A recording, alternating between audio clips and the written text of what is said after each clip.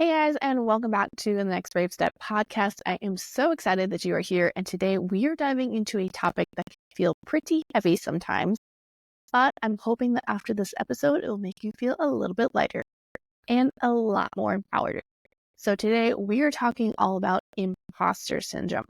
So if you've ever felt like you're not good enough, or that you're not qualified enough, or maybe you're just not ready to take that next big step, if you're nodding right along, trust me, you are not alone. This episode is just for you. So my mission today is to show you that imposter syndrome isn't a sign that you're not ready. It's actually a sign that you're growing. And by the end of this episode, you will have some practical tools and tips to reframe those doubts and take bold, confident actions towards your goals. I'll also be sharing about how my one-on-one coaching program can help you overcome some of that self-doubt and step fully into your potential. All right, guys, let's jump on in. Hello, and welcome to the Next Brave Step podcast, the podcast that's all about turning dreams into action. I'm your host, Chelsy Wise. Now, this podcast is more than just something to listen to while you fold laundry. Instead, imagine I'm inviting you to join me in my kitchen, a space for genuine and transformative conversations.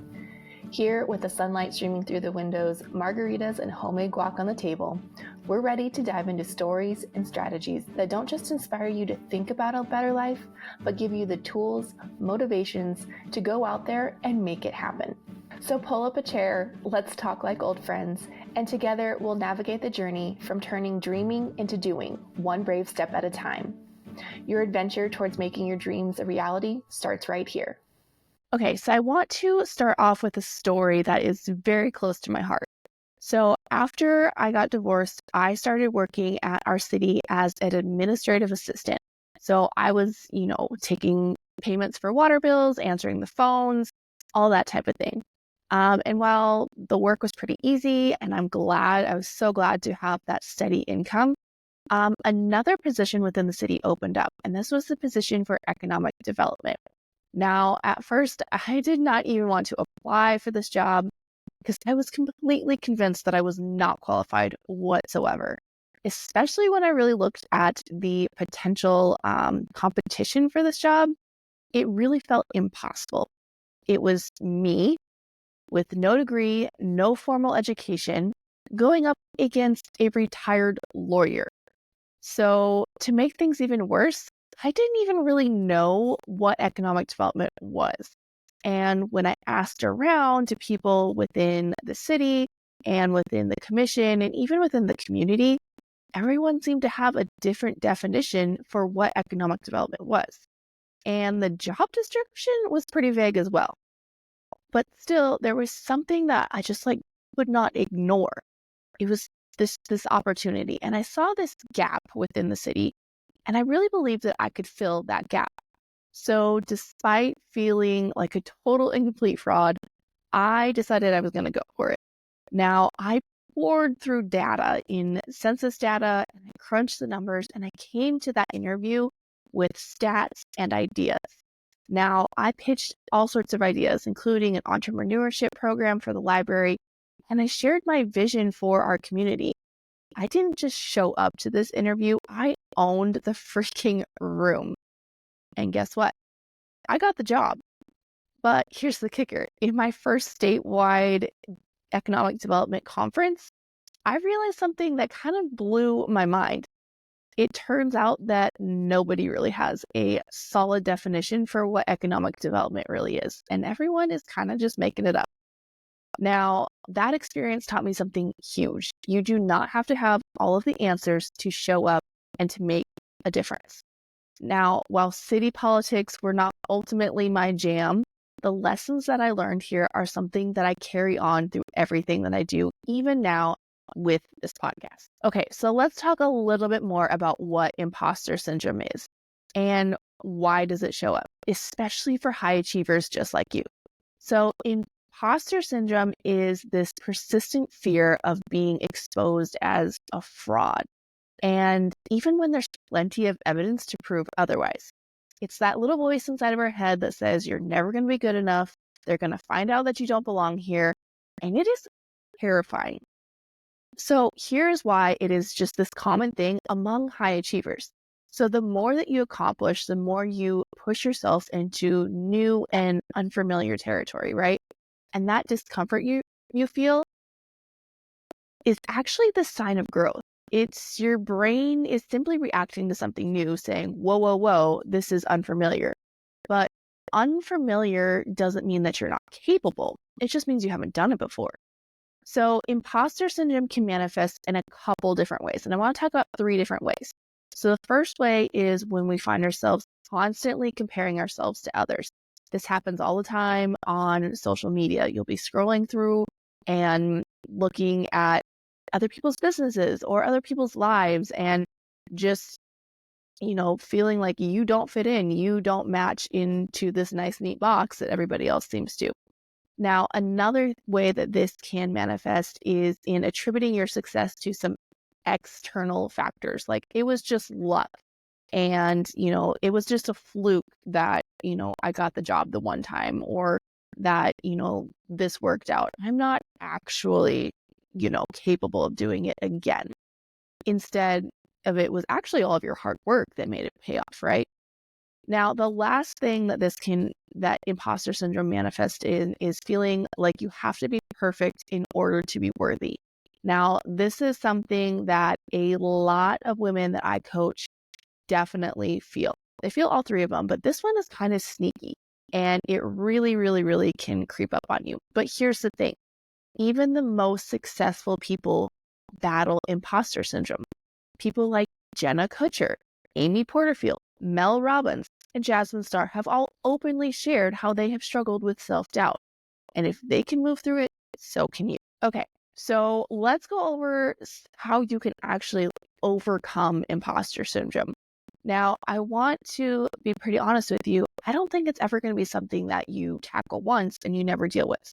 If you are continuing to push yourself and grow, you're going to come up against this block sometime in the future, and that's okay. So let's go ahead and talk about 5 ways that we can combat it and, get over this block over and over again. So the first one is to reframe that feeling. So instead of seeing imposter syndrome as this big red flag, you want to reframe it as a sign that you're growing. Think of it like going to the gym. That discomfort that you feel when you're lifting weights, that's a sign that your muscles are getting stronger. And it's the same for your confidence, right? Now, the second way that we can overcome imposter syndrome is by replacing negative self-talk. So when you catch yourself thinking, I'm never going to be good enough, I want you to pause and challenge that thought. Ask yourself, what evidence do I have that that is true? And then replace it with something more empowering, like I'm learning, I'm growing, and that is enough right now. So first one, reframe that feeling. And the second one is to replace that negative self-talk. All right, on to our third one is to keep a wins journal. So what is a wins journal? Basically, every day you want to write down at least one thing, one win, no matter how big or how small. So when that self-doubt starts to creep in, you can revisit all of those lists of things that you have written down and really show yourself how far that you've come. Okay, number 4 is to focus on service, not perfection. So when we're doing this, we really want to try to shift our focus from trying to be perfect and have everything all lined up to simply serving others. And we can do this by asking ourselves a really important question. And this question is, how can I make an impact? Now, this statement really takes that pressure off and puts the spotlight on what truly matters, how to serve others instead of putting the spotlight on yourself. And number 5, take the brave step. This is the best way to silence imposter syndrome, is to just take action. Start before you feel ready, because remember, confidence does not come before you act. It grows because you act. Okay, so if you're listening to this and you're thinking, I kind of like this, but I feel like I need a little bit more, I got you covered. Now, I have something for you, and this is my one-on-one coaching program. This is a personalized 6-week journey designed for creatives and entrepreneurs who want to stop second-guessing themselves and start making bold moves. Together, we'll uncover your unique strengths and customize a unique roadmap just for you and your goals and help you tackle those fears that are holding you back. Each week, we will meet for 60 minutes and dive deep into your challenges and map out actionable solutions. You will also get resources, exercise, and personalized support to keep that momentum going in between sessions. So if this sounds like your next brave step, you can visit chelseawise.com/coaching to learn more. We will also have all of the links down below in our show notes. Now, there are some limited spots available, especially for Black Friday right around the corner. And there are some amazing discounts happening right now. So if you're listening to this episode as it airs, you'll want to jump over there right away. Again, that is chelseawise.com. You'll also find the links down below in the show notes. All right, here is your challenge for the day. I want you to write down 3 reasons why you are ready to take your next brave step. Remind yourself of your unique strengths and how they make you valuable. If you're ready to stop second guessing yourself and start stepping boldly into your potential, check out my one-on-one coaching program at chelseawise.com/coaching. Remember, imposter syndrome does not mean that you are not ready. It means that you care, and the world needs what only you can offer. Believe in yourself because I already do. Thank you so much for tuning in to the Next Brave Step podcast. Next week, we will be diving into some practical tips that you can use to help you feel more confident as a creative business owner. Until then, keep taking those brave steps. You got this. That wraps up today's episode of The Next Brave Step. I've truly enjoyed having you join me on this journey. Here at The Next Brave Step, we don't just talk about our dreams, we take bold actions towards them every day.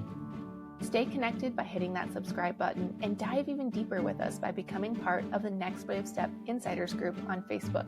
Let the insights and energy from today's conversation ignite your next brave step forward. Remember, every small step is a vital part of your incredible journey. So get out there and take that next step forward. You're never alone. I'll be right here cheering you on. I'll see you in the next episode.